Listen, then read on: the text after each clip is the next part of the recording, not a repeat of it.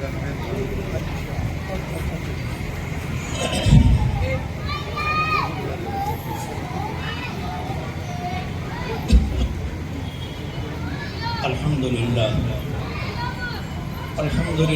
وکفى وسلام علی عباده الذین اصطفى اما بعد قال اللہ تبارک وتعالی فی القرآن المجید والفرقان الحمید فاعوذ باللہ من الشیطان الرجیم بسم اللہ الرحمن الرحیم والذین جاہدوا فینا لنہدینہم سبلنا وَإِنَّ اللَّهَ لَمَعَ الْمُحْسِنِينَ صدق اللہ العظیم۔ ہاں مبارک ہو انہیں یہ کامیابی یہ خوشی، ہاں مبارک ہو انہیں یہ کامیابی یہ خوشی، بخش دی جن منچلوں نے زندگی کو زندگی۔ ہاں مبارک ہو انہیں یہ کامیابی یہ بہار، ہاں مبارک ہو انہیں یہ کامیابی یہ بہار، بڑھ گیا جن کے عمل سے آدمیت کا وقار۔ جناب صدر، حضرات علماء کرام، معزز سامعین، نوجوان دوستو، آج کا دن جو یوم آزادی کا دن ہے، در حقیقت وہ کل کا ہے، لیکن ایک دن پہلے پروگرام ہو رہا ہے۔ 15 اگست سن 1947 میں یہ ملک آزاد ہوا، جس کی خوشی میں آج ہم جشن آزادی کے طور پر 15 اگست کو خوشی کا پروگرام مناتے ہیں، مگر آج یہ جشن ادھورا ہے۔ اس وقت جو جشن منایا جا رہا ہے یا جشن منایا جاتا ہے، اس کو جشن کا کہنا اور جشن منانا یہ صرف ایک فارملٹی ہے، حقیقت میں جشن نہیں ہے۔ اور نہ ہی آج کے لوگوں نے 15 اگست کے جشن کو جشن رہنے دیا، اس لیے کہ جشن تو جب ہوتا جب ہندوستان کا ہر شہری آزاد ہوتا، ہندوستان کا ہر شہری مطمئن ہوتا، ہندوستان کا ہر شہری سکون کی زندگی گزارتا۔ لیکن آج ہم دیکھ رہے ہیں وہ ان علاقوں کو کہ جہاں کے ہندوستانی ڈرے اور سہمے ہوئے زندگی گزار رہے ہیں۔ یہ 15 اگست جو آزادی ملی، اس کے لیے ایک بہت لمبی تاریخ ہے، اس لمبی تاریخ کا دہرانا اس تھوڑے وقت میں ناممکن ہے۔ لیکن پھر بھی ہمیں اندازہ ہونا چاہیے اور ہمیں معلوم ہونا چاہیے کہ جس قوم کو آج پس پش ڈالا جا رہا ہے، جس قوم کو آج دودھ میں سے مکھی کی طرح نکالنے کی کوشش کی جا رہی ہے، اور جس کے لیے ابھی آئیے صاحب نے جو شعر پڑھا تھا کہ جب پڑاوت گلستاں پہ تو خو ہم نے دیا، جب پڑاوت گلستاں پہ تو خو ہم نے دیا، جب بہار آئی تو کہتے ہیں تمہارا کام نہیں۔ جب یہ ملک غلام ہو رہا تھا، انگریز یہاں ابر مسلط ہو رہا تھا،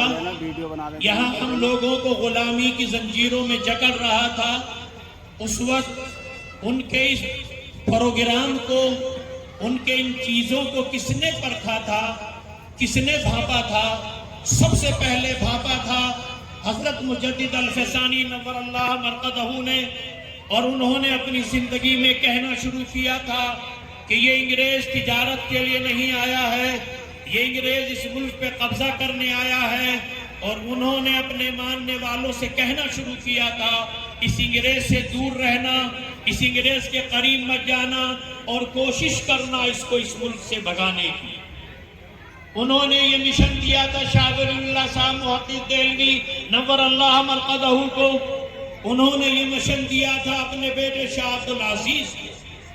یہ جو بھاپا تھا اور انگریز کی چالوں کو جو پرکھا تھا، انگریز کی چالوں کو جو دیکھا تھا، وہ صرف اور صرف ہم نے دیکھا۔ سن 1857 تک، سن 1601 سے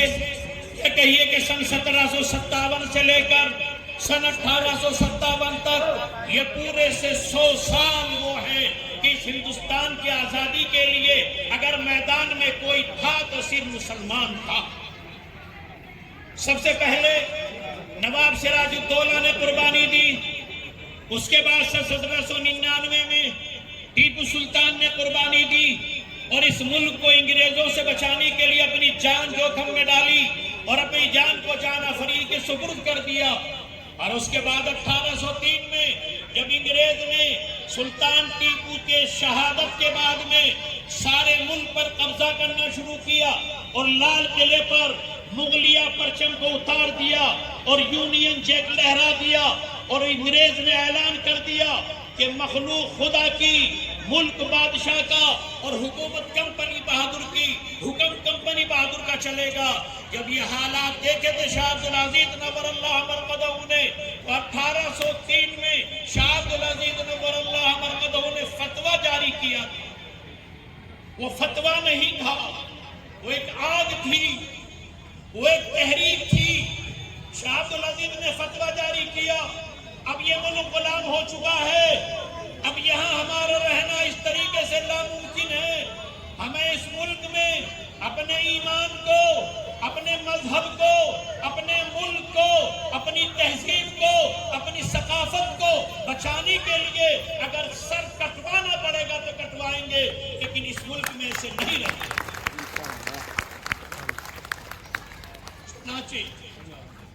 سید شاہ عبدالعزیز نور اللہ مرقدہ نے صرف فتویٰ ہی نہیں دیا بلکہ اس کے بعد کام شروع کیا۔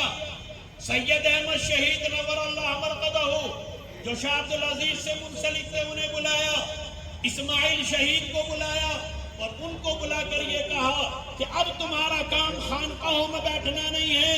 تمہارا کام یکسوئی سے اللہ اللہ کرنا نہیں رہا، یہ یکسوئی میں بیٹھ کر ضربے لگانا نہیں رہا، اب تمہارا کام ہے اس ملک کو بچانا، تمہارا کام ہے اس ملک کے لیے محنت کرنا۔ چنانچہ سید احمد شہید، مولانا اسماعیل شہید دہلی کی خانقاہ سے نکلتے ہیں، غازی آباد آتے ہیں، امروہہ جاتے ہیں، مراد آباد جاتے ہیں اور پورے ہندوستان کا دورہ کرتے ہیں، مسلمانوں کے پاس جاتے ہیں، سکھوں کے پاس جاتے ہیں، ہندوؤں کے پاس جاتے ہیں، سب کے پاس گئے ہیں اور سب کو احساس کرایا کہ یہ ملک غلام ہونے جا رہا ہے، بلکہ غلام ہو چکا ہے، اس کی آزادی کے لیے کچھ کریے۔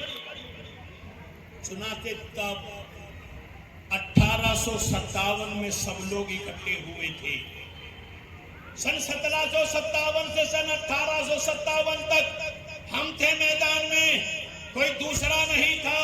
سن 1857 میں سید احمد شہید نے جب دورہ کیا ہے سب جگہ کا اور سب کو احساس کرایا، تب احساس ہوا اور سن 1857 میں پھر سارے مل کر اکٹھے ہوئے تھے اور جس کو غدر کا سال کہا جاتا ہے، سب نے مل کر پھر ہندوستان کی آزادی کے لیے جدوجہد شروع کی تھی۔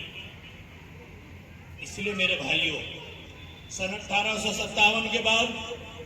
سن 1867 میں دارالعلوم کی بنیاد رکھی گئی۔ جب یہ حالات جو بنتے تھے،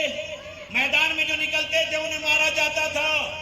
جاسوسی کا نظام بہت مضبوط تھا۔ سن 1857 کے بعد پھر علماء بیٹھے، یہ اللہ والے، یہ بوریوں پر بیٹھنے والے، یہ بظاہر ملا نظر آنے والے، یہ لوگ بیٹھے اور انہوں نے پلان بنایا کہ اب کیا کرنا ہے، اس ملک سے انگریز کو بھگانا ہے۔ چنانچہ دارالعلوم دیوبند کی سرزمین پر ایک مکتب قائم کیا گیا، کوئی عمارت نہیں بنائی گئی، صرف ایک انار کا درخت تھا، اس انار کے درخت کے نیچے پڑھانے والا ایک استاد اور پڑھنے والا ایک شاگرد۔ اب یہ شروعات ہوئی ہے، بظاہر وہ مکتب ہے، بظاہر وہ مدرسہ ہے، لیکن ہندوستان کی آزادی کا وہ سنگ میل ہے۔ وہیں سے پڑھ کر شیخ الہند نور اللہ مرقدہ نکلتے ہیں۔ چنانچہ سن 1878 میں شیخ الہند نور اللہ مرقدہ نے انجمن ثمرۃ ترتیب بنائی، تربیت بنائی، اور اس کے انڈر میں رہ کر، اس کے ذیل میں رہ کر پھر ہندوستان کو آزاد کرانے کے لیے کوششیں کی ہیں۔ اور پھر ہمارے ملک میں علماء کو جو پھانسیاں دی گئی، ایمان والوں کو جو پھانسیاں دی گئی، ایک وقت میں سن 1857 کے بعد میں تقریباً 2 لاکھ مسلمانوں کو شہید کیا گیا، 2 لاکھ مسلمانوں کو پھانسی دی گئی، اور ان 2 لاکھ مسلمانوں میں 51,000 صرف یہ ٹاٹی ٹوپی والے علماء اور ائمہ تھے۔ ہم نے قربانی دی ہے مذہب کے لیے، ہم نے قربانی دی ہے وطن کے لیے، اور آج ہمیں ہی کہتے ہو تم دوسرے نمبر کے شہری، آج ہمیں ہی کہتے ہو تمہارا کوئی کام نہیں۔ ارے وہ کیا جانے ہندوستان کو، جنہوں نے ہندوستان کے لیے کبھی کچھ نہیں کیا، صرف انگریزوں سے معافیاں مانگی ہیں، انگریزوں کے ساتھ رہے ہیں، اخباریاں کی ہیں۔ اسی لیے میرے بھائیوں، زیادہ وقت نہیں ہے، مہمان حضرات کو کہیں جانا ہے، لیکن اتنا کہوں گا، ان حضرات سے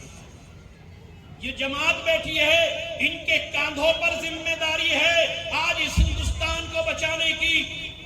جس طریقے سے 1857 میں سردار ولبھ بھائی پٹیل جڑے تھے، گاندھی جڑے تھے، جواہر لال نہرو جڑے تھے، اور دوسرے لوگ جڑے تھے، اور جڑ کر جب کام ہوا تھا، اگر یہ لوگ ایمانداری کے ساتھ، دل کی حقیقت کے ساتھ میں آج بھی جڑ جائے تو ہندوستان کا نقشہ بدل جائے گا۔